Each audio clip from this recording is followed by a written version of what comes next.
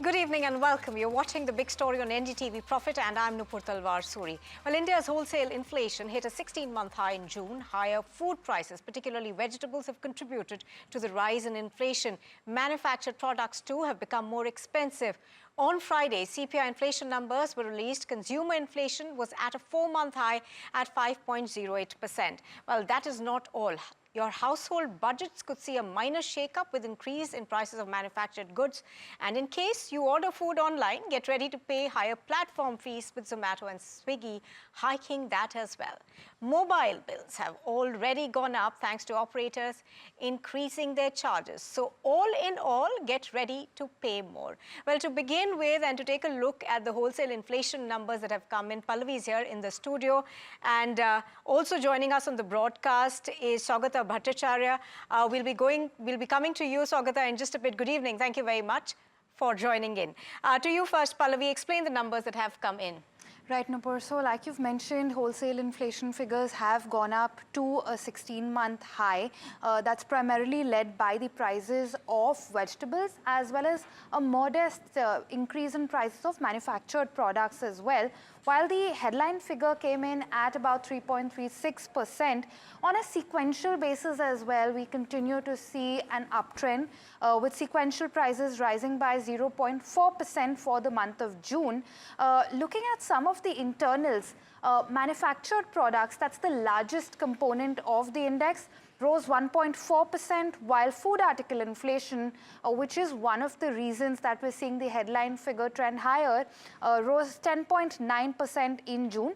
Now, within food articles, vegetables saw the sharpest rise, like you mentioned, rising at about 38.8%. And within that category as well, while potatoes and onions both saw a rise, onion prices stood out because the inflation there was 93.4% on an annual basis, compared to a price rise of about 58% in May.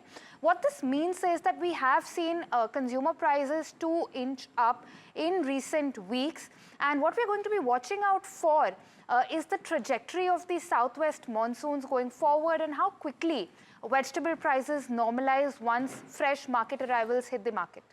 All right, stay with us, Pallavi. If I could come to you now, Mr. Bhattacharya. Obviously, this is not great news for all of those people who are worried about their household budgets going up. The numbers indicate that we'll all be paying a lot more. But as far as food inflation is concerned, vegetables particularly, do you see this, more as a seasonal sort of a thing? What's your outlook on that? So first of all, thank you very much for having me on your show, Nupur. Pallavi has already detailed in great detail the WPI set of numbers, and that probably will also serve to translate somewhat into the forthcoming CPI numbers for the month of July, August, etc. The rainfall pattern so far has been okay. Sowing has been good. So that probably will keep some of the cereal-related pulses and cereal-related prices relatively moderate. But the worry is about vegetables, as you very clearly mentioned, particularly the so-called top category, tomato, onions, and potatoes. Onions, the problem has been because of very major rainfall in the large onion-growing areas of Maharashtra. So onion prices, as you mentioned, have gone through the roof because a lot of the onion crop has got destroyed. So till the fresh crop comes in, onion prices are likely to remain elevated. Second, the other problem is rural inflation, consumer inflation, has remained very high, 5.7%. Urban inflation has been relatively moderate, about 4.7%, which gives you the average of the 5.08%. This does not bode well for a revival in rural consumption, which is something that all of us have been looking forward to, have been anticipating for a long time, and we were hopeful that with normal rains, with a properly distributed monsoon, rural demand might again begin to improve, and thereby take the GDP growth along. So this is one risk that is now emerging, that rural inflation remaining high. The third point that I would like to mention, quite apart from the problems in discretionary incomes, etc., of households' consumption, which has a bearing, as you mentioned, on household consumption and thereby on the GDP. The other problem with GDP is because of the rising people, the wholesale price inflation, WPI price inflation, which goes into the deflator of the GDP. When you deflate from the nominal to the real, particularly for manufacturing, that takes down the real GDP growth rate. From the RBI's expectation of a 7.2% growth, that might again, if the WPI prices inflation start increasing, and it will increase because the base effect will start kicking in. So that will also serve to dampen the growth rate down. So there are multiple dimensions to all of these prices. The good news in all of this is overall global food prices still remain relatively modest, although there are a few commodities globally which are beginning to pick up in price terms. Right, Mr. Bhattacharya, I wanted to come back to point number 2 that you made about rural inflation and rural distress. Now, that's been a major concern over the past few months, especially since the beginning of the year. Do you see the government stepping in, and what are the measures that they can take for that? So the government will definitely take steps to boost rural consumption. One, of course, is as you will probably see in the forthcoming budget, that many measures, many spending measures and spending programs designed for the rural areas, rural roads, rural housing, water, etc. So some of these plus other food related measures. So the MSPs have already been announced. Maybe more subsidies in terms of fertilizers. So the government will definitely take more measures. But together with that, I think there would be other price and export related measures that will need to be taken. So as and when that happens, again, you might begin to see restrictions on onion exports. So that's one. More imports of edible oils, other commodities, vegetables, etc. Particularly the non-perishable set of vegetables. So all of that will begin to be implemented by the government as and when the food prices start improving. But definitely you will see that there will be some action from the government, both in terms of income support as well as in terms of the price monitoring and price management and stabilization. Right. Mr. Bhattacharya, so firstly, what is the expected trajectory going forward?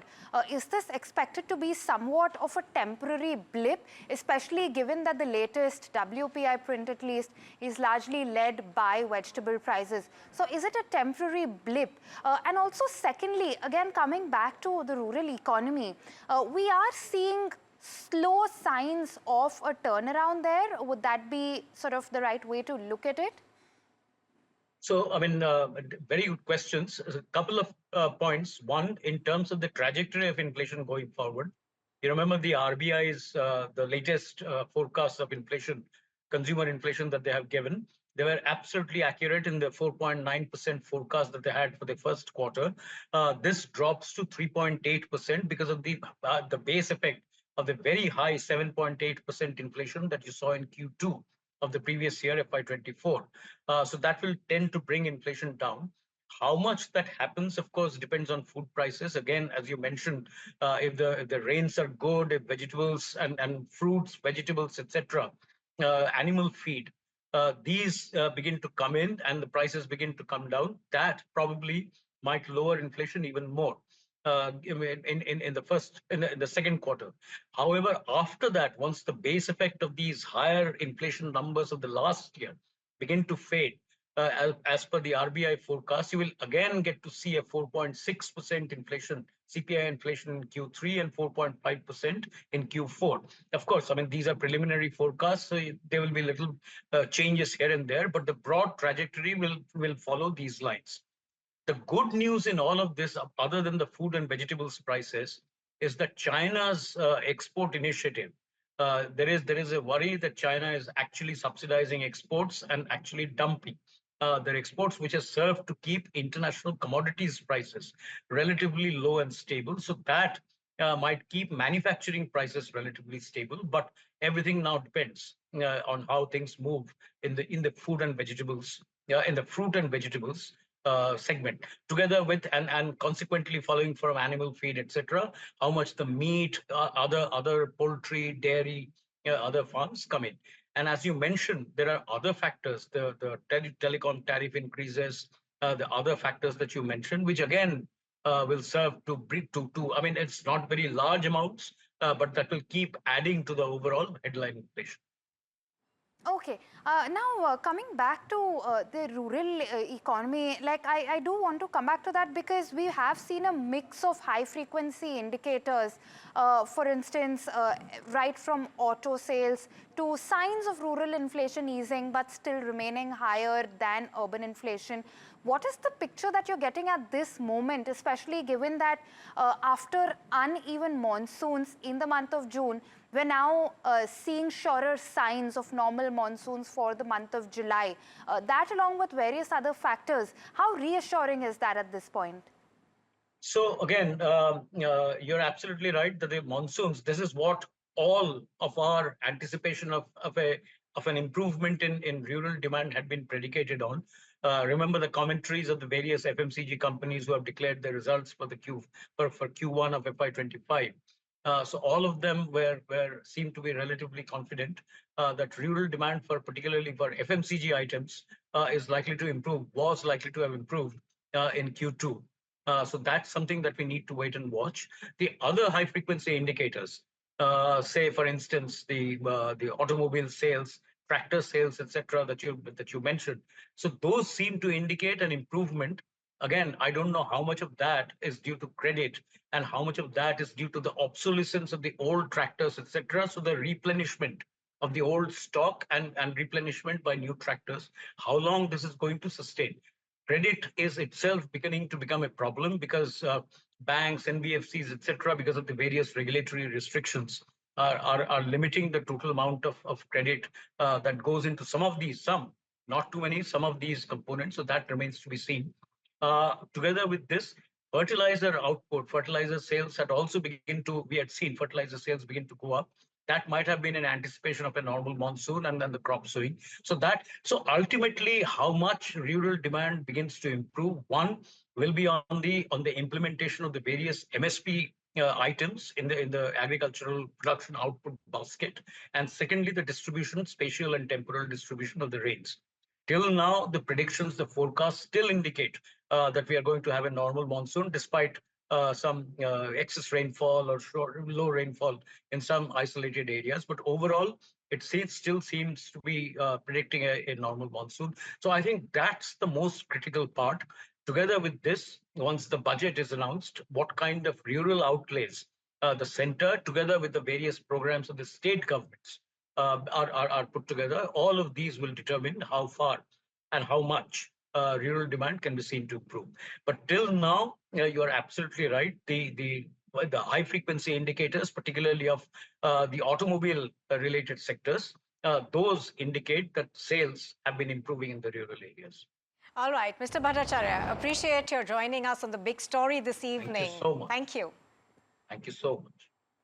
Well, with that, it's time for a very quick break. But on the other side, we discuss the Reserve Bank's new guidelines on fraud risk management. Stay with us for that.